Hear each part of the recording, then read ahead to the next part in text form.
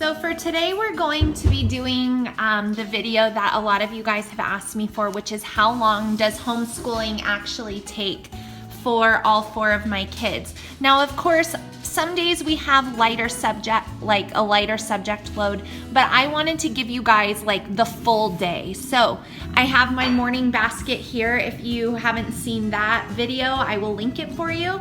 But we're gonna go through everything in the morning basket that we do in the morning time, and that will include our history as well today.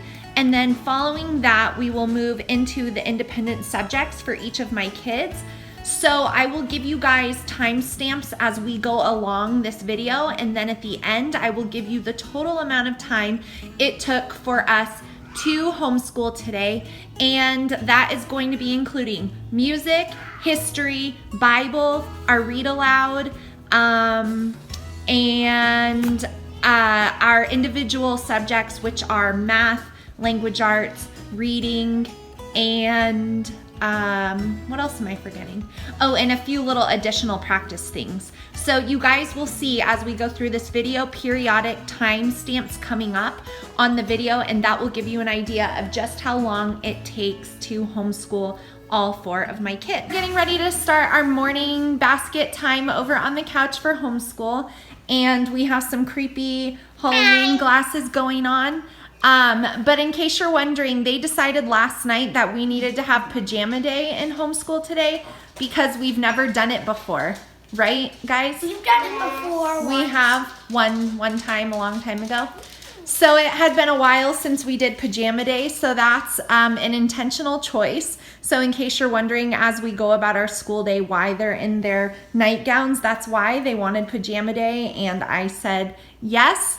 So it is exactly 9:22 right now, and we are getting a late start after a really long soccer tournament weekend. So we're gonna gather around on the couch and do our morning time. So if you're someone who's wanting to see how long stuff takes, watch the timestamps that come through the video, because I'm really gonna be just showing the time, not necessarily like showcasing all of their work. So watch those little things that come across the screen so you guys can get an idea of what a full school day takes us time-wise.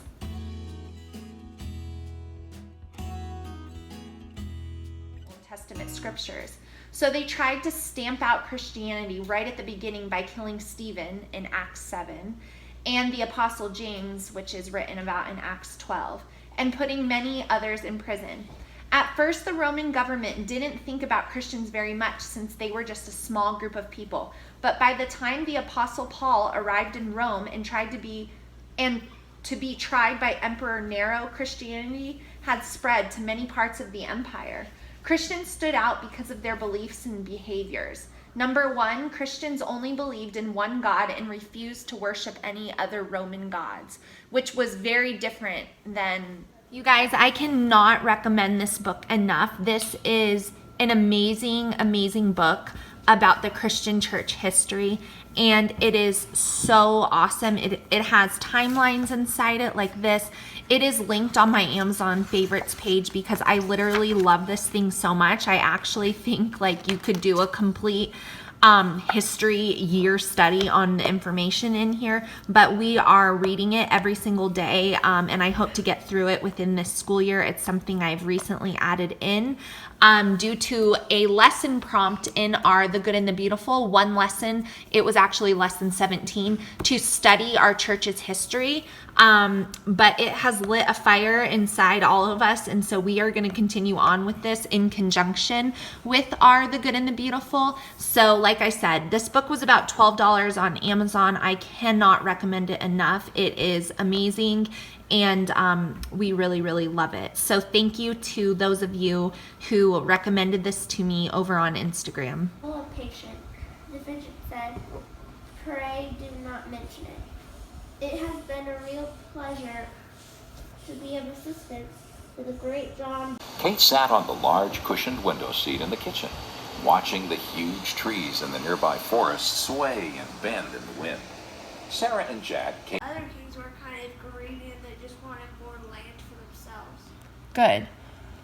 Landon, the anxious king forgot all about the cakes and they burned. The angry housewife scolded him, not knowing that he was the king. But King Alfred only laughed and apologized. What do you think other kings would have done? They wanna punish the person if that scolded them. So with him, he didn't do that. So what does that show about his character? That he was like nice, forgiving. So even though we're technically still doing our morning basket time, we always either complete history or science during that time, depending on what unit we're doing. So they are just working on making their illuminated letters, which is just a little activity to go with today's history lesson. So that is what they are working on now, and I will put a timestamp through it so you can see how long we've been at it, but we're still got a little ways to go because I do include history or science in our morning time. To go ahead and work in her Student Explorer for lesson 19. This is hers, and so she's gonna read this here and then no, that's the next lesson. So she's gonna read that. And then my younger ones have something different in theirs. Theirs is hers is open over here. So let's grab this. Hers is copying this down and coloring in the picture. So that's how this history course works for 2 different ages. So they're gonna finish up their history assignment. I really like your L, buddy. So during morning time, we always usually will have a snack during it or after. It is now 10:49, so we've been working a little bit over an hour, and I like to do lunch a little bit later in the day, usually more around like 12:30 time. So I'm gonna go ahead and give them their snack while they're still over here working in their History Student Explorers, which is the last bit of our morning basket or morning time before they will move into their independent seated work. See, my little 2 are still working on their Student Explorers over here, and my older 2 who were here are now done. So we have this one with the Halloween glasses that her brother is working on his typing right now. And so rather than her doing nothing, because it's impossible for 4 kids to finish everything at once, she's going to start reading her independent silent reading. What book are you reading right now? Caddy Woodlawn. Are you almost done? Close. Close. Have you enjoyed that book? Yes. Yes, and Caddy Woodlawn is one of the books that is on the Good and the Beautiful reading list. So if you're looking for awesome books for your kids to read, highly recommend those lists. Okay, go get your book. Are you using 2 hands to type?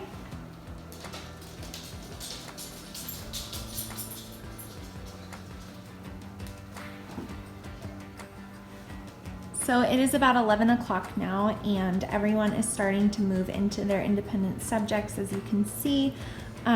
So they know what they can do independently, and they go ahead and get started with that. They learn every year at the beginning of the year the flow that I want them to do, which I shared about in another video. So they're starting with their independent work, which 2 silent reading, and then over here I've got 1 typing, and then my little one just needed to take a quick little break, so her stuff is still there and she'll be finishing that up.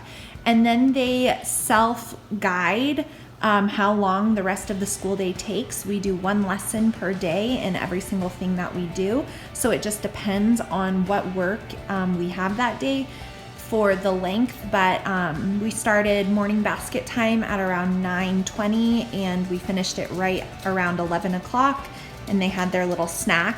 So that gives you an idea. It's about an hour and a half. And the only thing we didn't get to this morning was our music. So I will do that at the end, probably after lunchtime, because that is something I want to do all together. But when they finish, I don't want to hold them up. So I just let them go on to the next thing. And then I can always do something that we didn't get done as a group on the back end of our school day. So I'm always using flexibility for whatever works best for that day. But morning time took about an hour and a half. So now you guys will see about how long it takes for independent work. He just finished his typing lessons, and we've been working still with the charts that I created at the beginning of the year, where they just write down the date and then they give themselves a star for the completion of the lesson. And that is the way I've been able to utilize the Good and the Beautiful typing for multiple kids, because they're not all sticking their stickers on there, though I suppose you could do it that way. I've enjoyed having the charts. And so you can see now that she's moved into her handwriting because she knows what comes next because of a handy dandy little chart that I give them in the beginning of the year that we don't need anymore because our routine is established. But this is why I do this, so that they can independently work. So she's just going to go on from one thing to the next, because like I said, we do one lesson per day, and you can see that everyone is kind of on to handwriting now.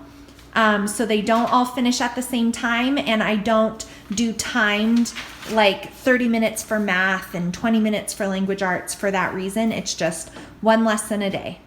Keep going. So that was right. Yeah. Okay. This one here. Read. This is a name. Anne. Bends. And jumps to Jobs. to be fat. Fit.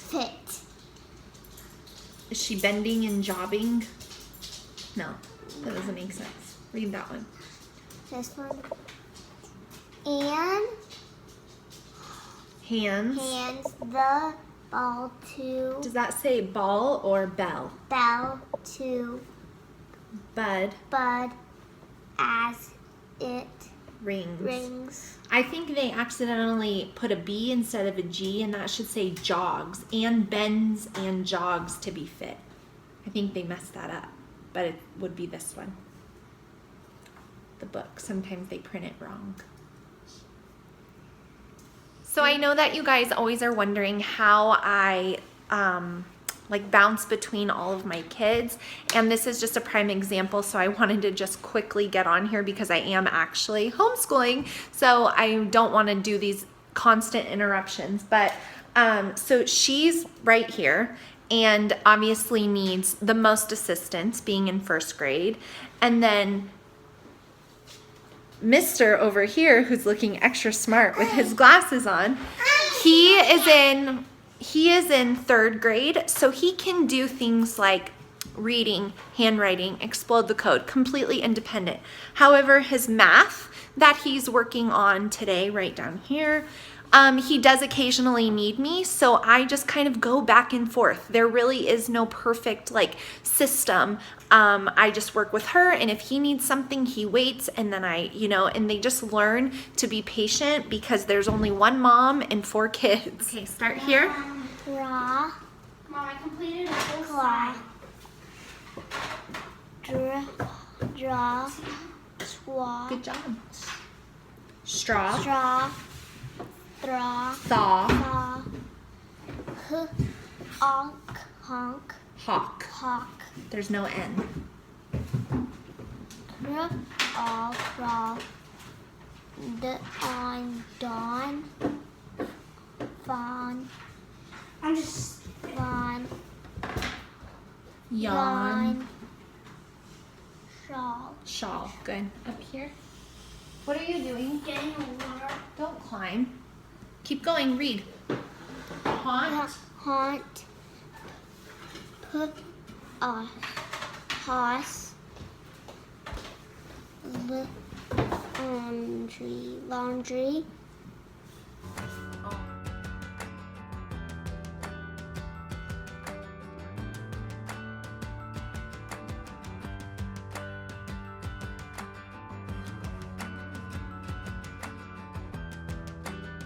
Okay, Landon.